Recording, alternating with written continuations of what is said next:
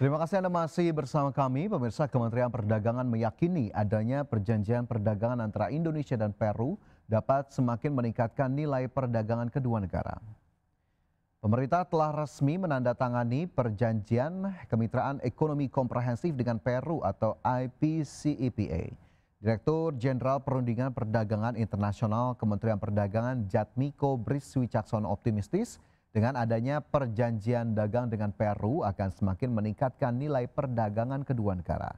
Tercatat hingga semester pertama tahun ini, total nilai perdagangan kedua negara telah mencapai 264 juta dolar Amerika Serikat atau meningkat 34%. Selain itu, perjanjian kemitraan ekonomi komprehensif Indonesia-Peru ini akan dapat meningkatkan ekspor hingga 5 miliar dolar Amerika Serikat. Selain itu, dengan IPCEPA, Indonesia dapat membuka pangsa pasar produk Indonesia ke negara-negara Amerika Latin lainnya. Terlebih lagi secara geografis, Peru berbatasan langsung dengan Chile, Bolivia, Kolombia, Venezuela, dan Ekuador. Dengan adanya SEPA ini akan semakin mendorong pertumbuhan nilai perdagangan bilateral Indonesia dengan Peru. Ya. Ini belum ada SEPA aja, peningkatannya udah 34%. Apalagi sudah ada SEPA nanti. Inflasi konsumen Amerika Serikat atau CPI tercatat naik 2,7% secara tahunan pada Juli 2025, lebih rendah dari perkiraan pasar sebesar 2,8%. Terkendalinya inflasi kian membuka peluang bagi The Federal Reserve untuk memangkas suku bunga acuan pada September mendatang. Inflasi konsumen Amerika Serikat tercatat naik 2,7% secara tahunan pada bulan Juli 2025. Angka indeks harga konsumen ini lebih rendah dari perkiraan pasar sebesar 2,8%. Biro Statistik Tenaga Kerja mencatat kenaikan ini sama dengan laju inflasi pada bulan Juni 2025. Secara bulanan, inflasi naik 0,2% sesuai ekspektasi dan melambat dari kenaikan 0,3% pada Juni. Jika tidak memasuki komponen pangan dan energi yang bergejolak, inflasi inti naik 3,1% year on year pada bulan Juli. Namun angka ini lebih tinggi dari 2,9% pada bulan sebelumnya dan di atas perkiraan 3%. BLS mencatat beberapa kategori harga mengalami kenaikan akibat tarif impor yang lebih tinggi, namun belum memicu lonjakan harga secara luas. Sejumlah analis menilai dampak penuh dari tarif baru kemungkinan baru akan terlihat setelah persediaan barang sebelum tarif habis dan harga penyesuaian mulai berlaku. Adapun data inflasi dirilis di tengah ekspektasi pasar bahwa inflasi yang terkendali dapat membuka peluang bagi Bank Sentral atau The Federal Reserve untuk mengangkat suku bunga acuan pada pertemuan kebijakan September mendatang. Menurut CME FedWatch Tool, peluang pemangkasan suku bunga sebesar 25 basis poin naik menjadi lebih dari 90% setelah rilis data CPI dari sekitar 86% sehari sebelumnya. Berbagai sumber untuk iDXNO. Presiden Amerika Serikat Donald Trump mempertimbangkan untuk menggugat secara hukum terhadap Gubernur The Fed Jerome Powell terkait dengan renovasi gedung pusat Bank Sentral Amerika Serikat. Pernyataan yang disampaikan Trump melalui unggahan media sosialnya tersebut merupakan aksi lanjutan dari kritik terhadap kebijakan The Fed untuk menahan suku bunga acuan. Meski demikian, Trump tidak merinci gugatan hukum seperti apa yang ia maksud dalam unggahannya. Pihak Gedung Putih juga tidak segera menanggapi permintaan penjelasan lebih lanjut terkait pernyataan Trump. Adapun kurva imbal hasil menanjak setelah komentar Trump dengan yield obligasi 10 tahun rebound setelah rilis angka indeks harga konsumen. Sementara itu, pekerjaan renovasi gedung The Fed telah menjadi titik api dalam serangkaian tekanan Trump terhadap Powell dan Bank Sentral karena tidak menurunkan suku bunga.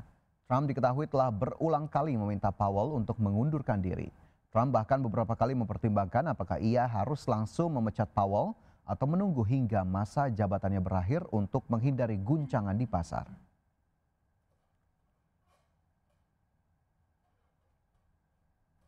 Selanjutnya, pemirsa, saham PT Excel Smart Telecom Sejahtera Tbk atau EXCL menguat pasca pergantian salah satu direksinya dalam rapat umum pemegang saham luar biasa.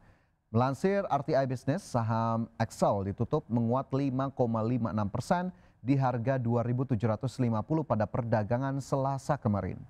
Dalam sebulan saham Excel sudah menguat 24,45% dan terapresiasi 26,67% sejak awal tahun atau year to date. Sebagai informasi, RUPSLB tersebut digelar Selasa memiliki mata acara persetujuan perubahan susunan direksi. Hasilnya Excel resmi mengangkat Sanjay KGA Vagasia sebagai direktur. Upaya perombakan direksi tersebut akan mengarah kepada kebijakan yang akan diambil manajemen terkait operasional Excel.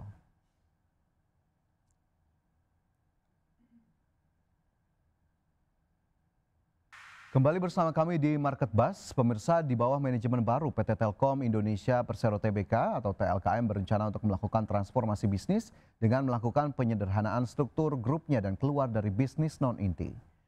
Saat ini Telkom memiliki sekitar 60 anak usaha. Telkom berencana untuk melakukan penyederhanaan dengan melakukan merger, divestasi maupun transfer bisnis maupun lisensi ke anak usaha lainnya.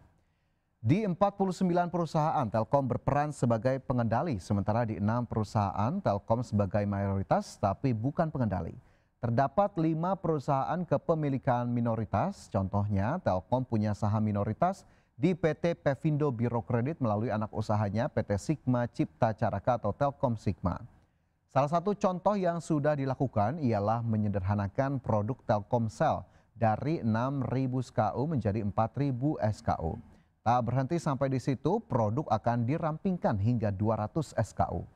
Rencananya Telkom akan mengurangi anak usaha menjadi sekitar 22 untuk menghilangkan redundansi. Langkah ini juga merupakan arahan dari Badan Pengelola Investasi Danantara.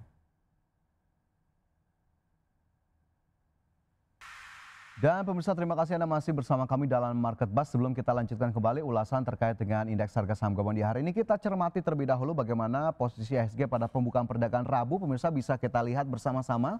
Berdasarkan data dari Bursa Efek Indonesia, IHSG kembali melanjutkan penguatan 0,7% dan sudah menembus level 7.850. Luar biasa, perjalanan indeks harga saham gabungan kembali menyentuh rekor tertinggi baru di 7.800. Sementara jika kita lihat dari sisi movers ataupun saham-saham yang mencatatkan kenaikan yang menjadi pendorong utama dari IHSG, ada Telkom naik 2%, DSSA naik 2%, Goto yang tadi juga sudah sempat diulas ini sudah naik 1,6%, BBYB, BRIS, Astra International, Cuan, PPRE, FUTR. Sementara saham-saham yang masih bergerak melemah ada Toba, DKHH, Koin, CEM, Bull, Suri, BTPS, M-Sky dan juga SLIS. Sementara dari sisi sektoral, pemirsa, kembali sektor teknologi memimpin penguatan dengan kenaikan 1,7%. Sektor cyclical menguat 0,8% dan keseluruhan sektor, pemirsa, terpantau bergerak menghijau. Dan yang paling kecil kenaikannya adalah sektor transportasi yang naik 0,3%. Dan selanjutnya kita lihat posisi Bursa Asia pada pagi hari ini. Kita cermati bagaimana kemudian sejumlah indeks utama di Bursa Asia. Ya, terpantau jika kita lihat dari Bursa Asia pada pagi hari ini, Nikkei menguat 1,3%, Straits Times Index Singapura naik 0,7%, Kospi Korea naik 0,23% dan Hang Seng Hong Kong menguat 0,25%. Kompak mengalami penguatan Bursa Regional Asia. Sementara kita lihat selanjutnya saham-saham apa saja yang masih masuk dalam rekomendasi analis di hari ini. Ada BBRI, targetnya di level 3950-4160, rekomendasi buy. Astra International, rekomendasi buy. BMRI juga disematkan rekomendasi buy dan juga Inco yang masuk dalam salah satu saham pilihan di hari ini.